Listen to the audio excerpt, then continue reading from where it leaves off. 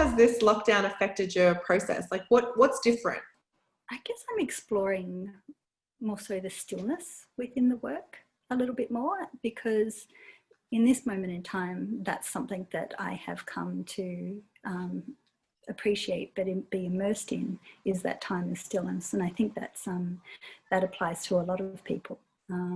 It's a time to slow down, take stock, really be deliberate in what you're doing, and to be introspective, to really think and consider things. There's been really positive things about everyone sitting still and not moving, and amazing things for our environment. Do I take back being on a plane every fortnight, or do I continue to take what I've learned about not being on a plane every fortnight and I'm zooming you? I'm used to working a lot more in print, and the University of Melbourne, where I study and work, I can't access the print room, so I can't do any printing. Melbourne winter is freezing, so I'm painting on the couch, and all of my housemates are home. You're kind of exposed a lot more because everyone can just sort of see you painting, but also that's really cool because I've worked out that it's really nice just to sit at the dinner table with a painting and have a glass of wine and have dinner. I've been creating, especially when there was no surface, I ran out of canvas. So I'm like, okay, well, I have to work small.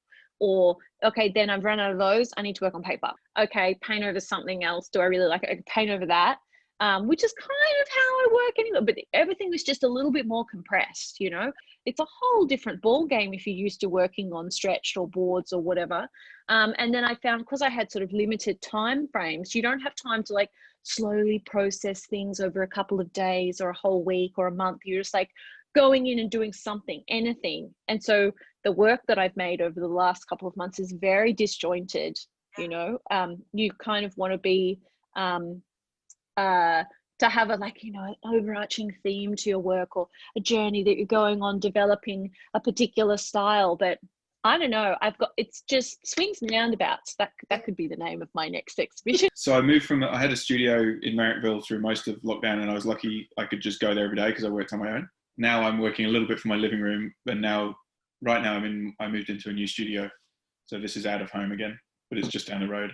Actually, where my studio is now is my girlfriend's sister's house, and I'm in her front room, and she makes clothes. So she's got lots of cool clothes and material, and a really cool mannequin that I found yesterday, which I'm going to pinch and paint other clothes, coats and things that have a story behind them. And I'd say the space to paint is slightly different. So it's a little bit more compact.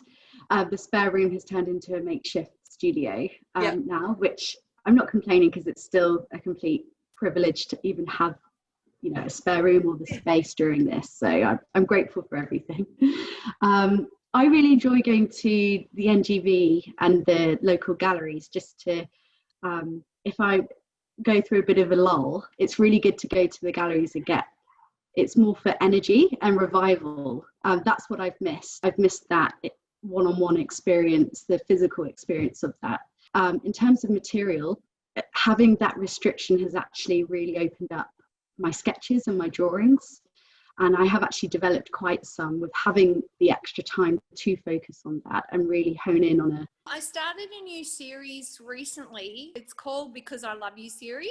I started doing this softer series. I don't know, it just happened.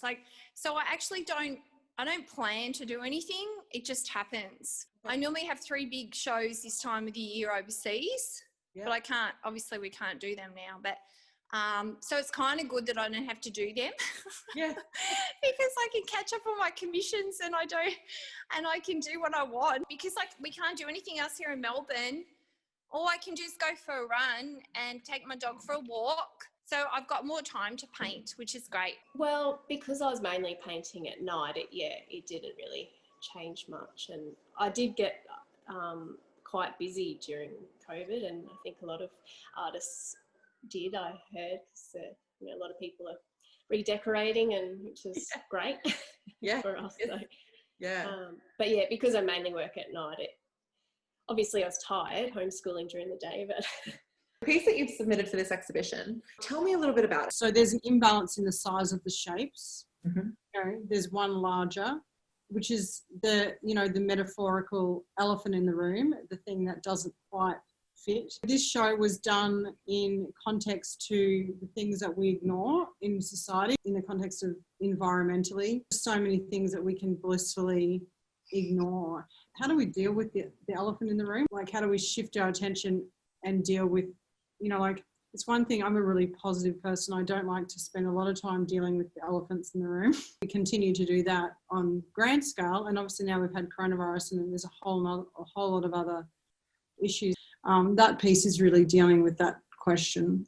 It's just begging the question. Okay, so the work I sent you is really part of the core narrative that I work with. I studied fine art, and for my thesis I looked at consumerism and domestic objects and sort of glorifying them in a really kitsch way. So fortunately, during the pandemic, I've actually been able to really explore my home, because before I was overwhelmed with scenes from people's homes and everywhere, and having the freedom to explore everywhere. Now I've really managed to hone in on my home. And so with your sort of general idea in mind of pause and stillness through the pandemic and freedom, I really enjoyed looking at my windowsill. The windowsill is so cluttered with domestic objects that you almost can't see outside, but it does play a part.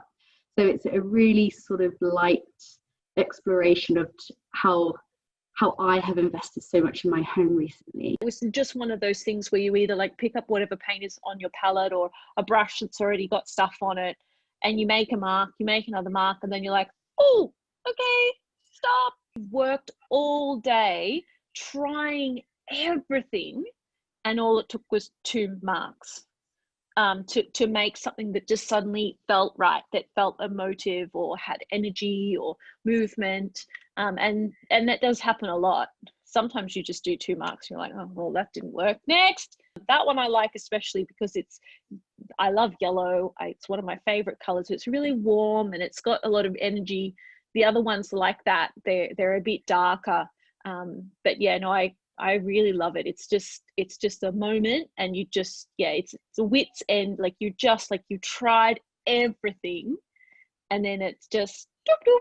In my larger work for a long time, I've been exploring, looking at different aspects. So that solid shape and obviously composition in some works, linear detail and translucency, and painted up forms. So a couple of the pieces that I'm putting in the show have allowed me to actually just focus on those, on those elements, and just be very succinct and definite in showing 3 vessels in different formats. They've also got some relevance to how we're sitting in reality at the moment.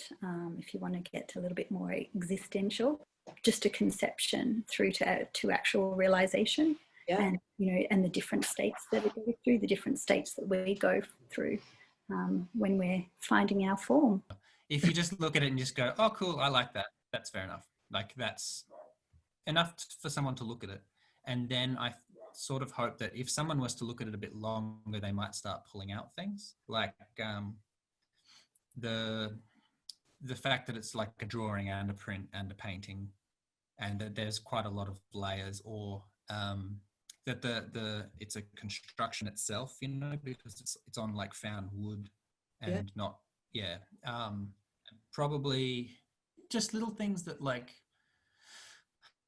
I've tried to do, like the knife cutting the citrus, but then also the painting sort of cut through, little mirrored things like that. Yeah, but that slowly feeds. Yeah, just recently I've loved combining sort of vintage patterns and and then quirky bright patterns, and I love bright colours, vibrant colours. So and I think that's sort of happened during COVID that I started doing that, and I found my nan's old tablecloth that actually looks brand new because they never used it. It was for special occasions only, and I found that while spring cleaning, while we had lots of time, and it's a bit special. So I wanted to, take a little bit of that. It's just a very simple yellow singlet hanging on a hook on the wall. And the other one is just my sunglasses, just the same thing. just being at home, I was just taking more of an interest in what's sitting around and how it happened. Both pairs of sunglasses I have were just sitting on the kitchen bench, and the sunshine was sort of passing through them, and it looked pretty cool. So that one actually wasn't from life. I took a little photograph on my phone just as that was happening, and then painted it a few days later. So the piece I sent you is my signature style. It's a style I've been doing for 20 years. And it's probably my most popular style of work. It's called Love Life. What the painting's all about is just loving life, loving colour, being happy, feeling energy and uplifted when you see the work. And that's basically the intention with every piece. If you were to describe your art to somebody, where do you think that it would sit in terms of a genre? Like art history and sort of big art history movements, but I understand that like they've already existed, and so to exist within them currently doesn't make too much sense. I almost want there to be like a retro futuristic ish thing, so it's kind of like a reinterpretation of the past, but then I don't know what that is. So most recently I've really enjoyed painting in oil and acrylic and creating abstract scenes through everyday shapes. I definitely say it's abstract expressionism. So I work intuitively. It's everything. It's from inside me. It's definitely not outside of me. And I'd probably say it's definitely, it's interior art. I mean, people put it in their homes because it makes them happy. I guess realism loosely, without going for like a photorealistic or a fidelity to what's in front of me. Like I'll change things to make it a better paint. So I use things more as a reference, but yeah, I'm basically representing life as I've encountered it or thought about it. I am like an outdoor person, bush person. So I'm fascinated with organic geometry, and this is where the sculpture and its location in the bush and my, like I've literally got this really a mind for sharp things, but then I love natural things. So I collect many, I collect so many rocks that are shaped, and I do paint them, and these are things I gift to people because I do the drop-aways. When you take an inanimate object and you add value to it, it's not any value. It empowers it with something. So actually, this I used to work with an Aboriginal artist called Lorna Fencer, and her and I were really close, and she gave me this once. She painted this to me and gave it to me, which for like, that's something that they do. It's like, you're great. I love you. I'm going to give you a rock, like of this rock that's nothing. But then once it's painted, it has this intrinsic value, really personal intrinsic value, like that kind of exploration of the geometry and nature and adding value. In its own setting, it's just very naturally sculptural. So that the organic geometry is that field of interest. Well, thank you so much for chatting with us this afternoon. We look forward to seeing what you come up with in the next few months. Thank you again, and we will chat soon. She is not a rescue dog. What do you do when you look after the dogs? There's a guy who lives over the back fence. At 8 o'clock, he's there with his ring light on the call. I'm like, mate, I haven't even had a shower yet. And I go on tangents too, so just like hold up a thumb if I've gone I'll too be far. like,